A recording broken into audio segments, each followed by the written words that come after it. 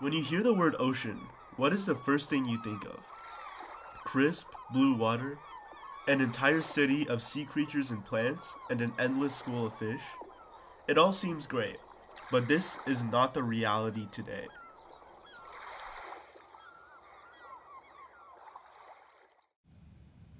You may have heard the term overfishing many times. Huge boats bring even bigger nets to catch millions of fish, decimating entire populations of these fish. But what are the consequences and exactly how severe is it? After speaking with NOAA officials and local fishermen, as well as exploring the fish industry in San Diego, we have come a conclusion. Kristen Koch has worked for the NOAA for 25 years. Most of her work involves NOAA's National Marine Fisheries Service administering a large variety of ocean related research programs, such as their Science to Support Management of Marine Fisheries and Protected Species, Aquaculture, and Ecosystems. Ms. Koch has personally responded to our questionnaire centered on overfishing and sustainable marine ecosystems, stating that In the latest U.S. Status of Stocks Report 2023, 94% of U.S. managed fishery stocks and stock complexes are not subject to overfishing, and 82% are not overfished. This represents a record low for stocks not subject to overfishing.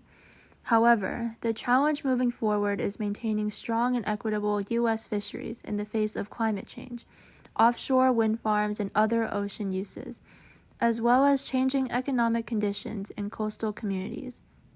Although United States fishing is generally regulated, overfishing among international industries was still unclear to us. We decided to schedule an online meeting with Ms. Koch to find the answer. Are the fish consumed in the US also from international fish companies? If so, how does their regulation compare to those in the US? The exact number varies a little bit depending on the source that you're looking at, but it's estimated that the United States, the fisheries in the 75 to 85% range of fish consumed in the United States is actually caught overseas. We do have certain regulations in place in the United States to make sure that we have a certain level of visibility into the operations of the countries that we are importing seafood from. One of the things that we implemented in the last 5 years or so is a new regulation around marine mammals. We now require imports of fish to the United States within their own fisheries that they comply with the U.S. Marine Mammal Protection Act, and they need to show evidence of that. So that's one way in which we are trying to ensure that the fish that is imported into the United States is, in some way regulating on par with the United States in terms of detrimental effects to the ecosystem. we followed Miss Koch's words, and after speaking with a local fisherman at San Diego's Fisherman's Landing Tackle Shop, we discovered a new problem among U.S. and international fishing industries: bottom trawling.